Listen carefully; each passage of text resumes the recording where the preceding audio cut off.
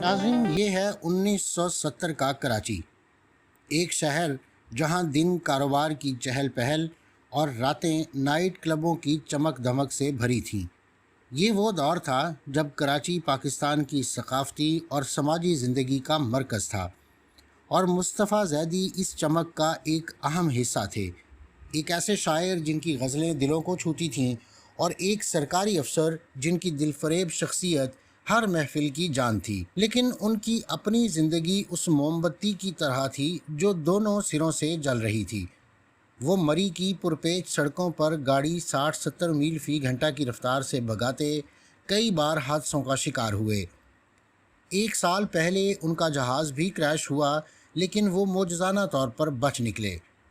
مگر 13 اکتوبر 1970 کی رات ان کے دوستوں نے جب ان سے رابطہ کرنے کی کوشش کی تو ان کا فون مسلسل مصروف تھا، جس پر کراچی ٹیلی فون ایکسچینج کو شکایت درج کروائی گئی کہ ٹیلی فون نمبر 417935 پر رابطہ کرنے کی کوشش کی گئی، لیکن کوئی جواب موصول نہیں ہو رہا۔ تاہم لائن چیک کرنے کے بعد شکایت کنندہ کو بتایا گیا کہ فون انگیجڈ یعنی مصروف ہے۔ جس شخص سے فون پر رابطہ کرنے کی کوشش کی جا رہی تھی، یہ پاکستان کی بیوروکریسی کے ایک ہونہار افسر تھے، اور ابھی کچھ عرصہ پہلے تک لاہور کے ڈپٹی کمشنر بھی رہ چکے تھے۔ زیدی نے چند روز قبل ہی اپنی 40ویں سالگرہ منائی تھی۔ مصطفیٰ زیدی کے ایک دوست شاہد عابدی بھی فون پر ان سے رابطہ کرنے کی کوشش کر رہے تھے، کیونکہ سلیم نامی ایک شخص ان کے گھر آئے ہوئے تھے۔ سلیم کا مسئلہ یہ تھا کہ ان کی بیوی پچھلے چند گھنٹوں سے لاپتہ تھی۔ ان کی عمر 26 سال تھی اور ان کا نام شہناز گل تھا۔ سلیم بدنامی کے ڈر سے شہناز کی گمشدگی کی اطلاع پولیس کو نہیں دینا چاہتے تھے۔ انہیں شک تھا کہ شاید شہناز مصطفیٰ کے ساتھ ہی ہے، اس لیے وہ مصطفیٰ کا پتہ پوچھنے شاہد کے گھر پہنچ گئے تھے۔ سلیم رات کے 2 بجے مصطفیٰ کے گھر پہنچے۔ انہوں نے چوکیدار سے پوچھا کہ مصطفیٰ کہاں ہیں۔ چوکیدار نے انہیں بتایا کہ وہ اپنے بیڈ روم میں سو رہے ہیں۔ دروازے پر دستک دی گئی، لیکن اندر سے کوئی آواز نہیں آئی، تو وہ واپس لوٹ آئے، اور اگلے دن صبح 7:30 بجے انہوں نے ایک بار پھر مصطفیٰ کو فون کرنے کی ناکام کوشش کی، اور بالآخر پولیس کو اپنی اہلیہ کی گمشدگی کی اطلاع کر دی۔ پولیس، مجسٹریٹ اور محلے والوں نے دروازہ توڑا تو اندر کا منظر دل دہلا دینے والا تھا۔ اندر سے بند فلیٹ میں ایک بستر پر مصطفیٰ زیدی کی لاش پڑی تھی۔ ناک سے خون بہہ کر چادر پر بڑا دھبا بن چکا تھا۔ فینائل کی گولیاں بکھری پڑی تھیں، ٹیلی فون سائڈ پر پڑا ہوا تھا، اور خون کے چھینٹے تکیے پر پھیلے ہوئے تھے۔ ساتھ والے کمرے میں ایک خاتون بے ہوش پڑی تھی، جسے اخبارات نے خوبرو قاتلہ اور حسن کی دیوی کہا۔ یہ خاتون تھیں شہناز گل، اور لاش تھی اردو کے مشہور شاعر اور سرکاری افسر مصطفیٰ زیدی کی۔ ناظرین، یہ کہانی ہے پاکستان کی تاریخ کے سب سے سنسنی خیز اسکینڈل کی، محبت، دھوکے اور قتل کے رازوں سے بھری ایک کہانی۔ زیدی کی زندگی محبت اور جنون سے بھری تھی۔ کہا جاتا ہے کہ زیدی نے 2 بار خودکشی کی کوشش کی، اور دونوں بار محبت ہی کا معاملہ تھا، لیکن کیا واقعی وہ اس رات خودکشی کر بیٹھے، یا ان کی موت کی وجہ کچھ اور تھی؟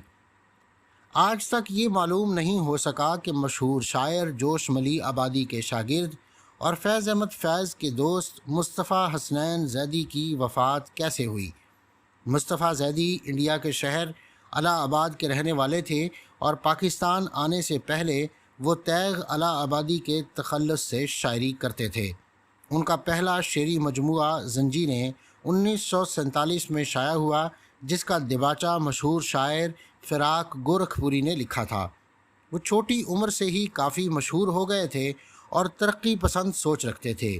انہوں نے الہ آباد کے مشاعروں میں شرکت کرنا شروع کر دی تھی۔ تقسیم ہند کے بعد پاکستان آ کر پہلے ایک کالج میں پڑھایا، اور پھر سن 1954 میں پاکستان سول سروس میں منتخب ہو گئے۔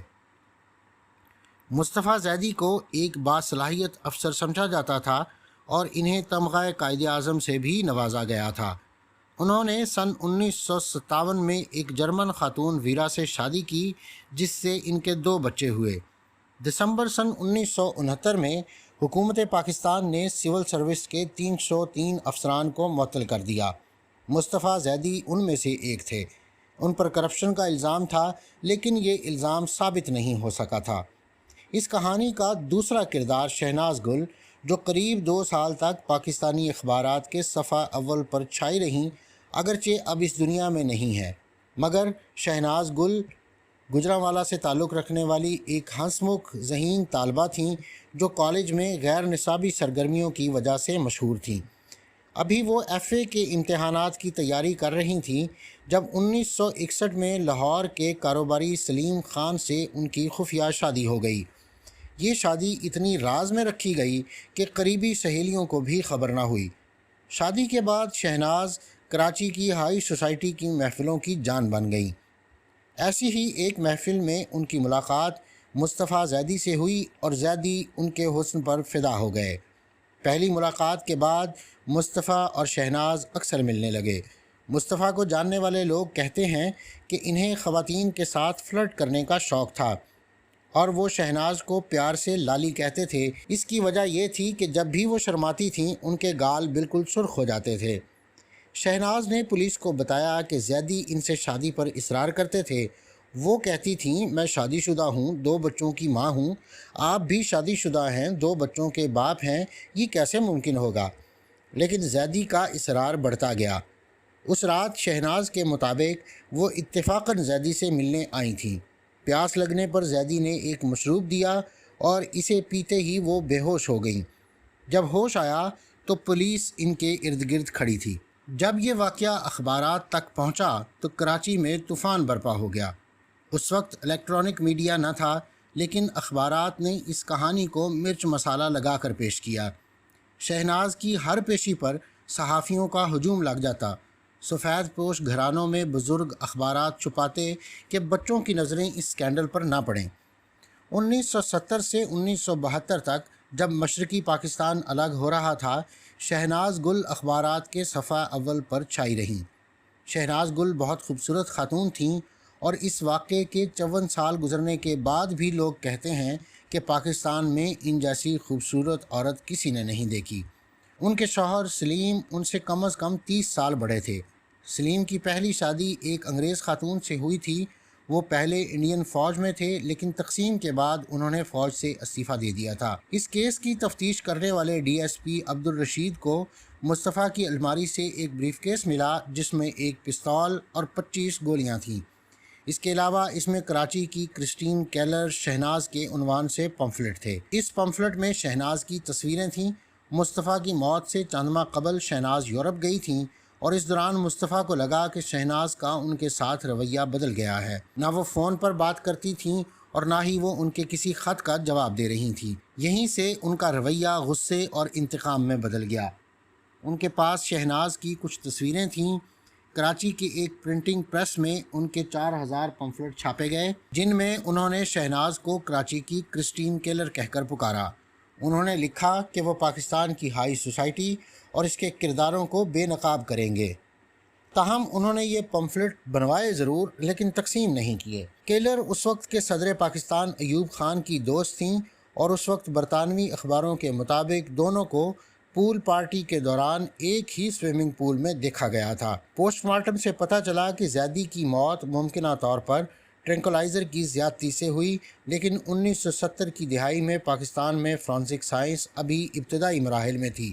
ٹاکسیکولوجی اتنی ترقی یافتہ نہ تھی کہ مشروب میں ملائی گئی دوا کی شناخت ہو سکے۔ فینائل کی گولیوں اور خون کے دھبوں نے شک بڑھایا۔ اگر زیدی نے زہریلی کافی پی تھی تو بستر پر اتنا خون کیسے؟ عدالت نے فیصلہ دیا کہ زیدی نے خودکشی کی۔ کہا گیا کہ وہ پہلے بھی 2 بار خودکشی کی کوشش کر چکے تھے اور شہناز کے آخری انکار نے انہیں توڑ دیا۔ لیکن اس کہانی میں کئی جھول تھے۔ زیدی کے دوست شاہد رضا نے بتایا کہ موت سے چند گھنٹے پہلے زیدی حشاش بشاش تھے اور شام کو سوئمنگ کا پروگرام بنا رہے تھے۔ زیدی کی بیوی ویرا اور بچے جرمنی میں تھے اور زیدی گارمنٹس کا کاروبار شروع کرنے کی منصوبہ بندی کر رہے تھے۔ ان کے خطوط سے پتہ چلتا ہے کہ وہ اپنے بچوں سے ملنے کے لیے بے قرار تھے، لیکن مارشل لا کی وجہ سے ان کا پاسپورٹ ضبط تھا۔ زیدی یحییٰ خان کے مارشل لا کے تحت 303 برطرف بیوروکریٹس میں شامل تھے جن کے خلاف بدعنوانی کی تحقیقات ہو رہی تھیں۔ وہ اس سے شدید پریشان تھے، لیکن احمد ندیم قاسمی نے افکار میں لکھا کہ اگر زیدی نے خودکشی کی ہوتی تو وہ کوئی تحریر ضرور چھوڑتے۔ سب سے بڑا سوال خون کا دھبا تھا۔ مصطفیٰ زیدی کے بھتیجے حسنین زیدی نے یحییٰ خان کو قتل کا ذمہ دار ٹھہرایا۔ ان کے مطابق شہناز کے یحییٰ خان سے تعلقات تھے اور زیدی کو اس کا پتہ چل گیا تھا۔ حسنین کا دعویٰ ہے کہ زیدی کا سر پچکا ہوا تھا اور یہ قتل یحییٰ خان کے غنڈوں نے کیا جنہوں نے شہناز کو آلائے کار بنایا۔ دوسری طرف زیدی کے ساتھی مرزا حامد بیگ نے اشاروں کنایوں میں کہا کہ یہ قتل تھا اور سمگلرز ملوث تھے، لیکن اگر شہناز قتل میں شامل تھیں تو وہ فلیٹ میں کیوں رکیں؟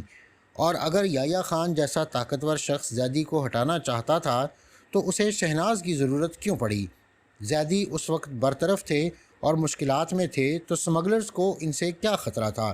عدالت نے خودکشی کا فیصلہ دیا۔ کہا گیا کہ زیدی نے شراب، فنائل اور نیند کی گولیوں کے نشے میں گر کر سر پر زخم لیا اور انتقال کر گئے۔ ان کا شعر "میں کس کے ہاتھ پہ اپنا لہو تلاش کروں، تمام شہر نے پہنے ہوئے ہیں دستانے" شاید انہی کی طرف اشارہ کرتا ہے۔ لیکن عوام میں شک باقی رہا، کیا یہ محبت کی ناکامی تھی، یحییٰ خان کی سازش یا سمگلرز کا کھیل؟ شہناز گل 2 سال تک اخبارات کی زینت رہیں۔ مشرقی پاکستان کی علیحدگی کے باوجود ان کی تصاویر صفحہ اول پر چھپتی تھیں۔ بری ہونے کے بعد وہ منظر عام پر آئیں، لیکن کچھ ہمدردی رکھتے اور کچھ انہیں مرد الزام ٹھہراتے۔ تقریباً 20 سال قبل ان کی وفات گمنامی میں ہوئی اور ان اخبارات نے ان کا ذکر تک نہ کیا جو کبھی ان کی ہر بات چھاپتے تھے۔ اگر آج یہ کیس ہوتا تو ڈی این اے، سی سی ٹی وی یا ٹاکسیکالوجی شاید راز کھول دیتی، لیکن اس کہانی کا انجام اب بھی بہت سے شکوک اور اگر مگر میں دبا ہوا ہے۔ کیا یہ خودکشی تھی یا قتل؟ آپ کیا سوچتے ہیں؟ کمنٹس میں اپنی رائے شیئر کریں، ہمارے چینل کو سبسکرائب کریں اور ایسی ہی مزید ویڈیوز کے لیے لائک کریں۔ اگلی ویڈیو تک کے لیے مجھے اجازت دیں۔ اللہ حافظ۔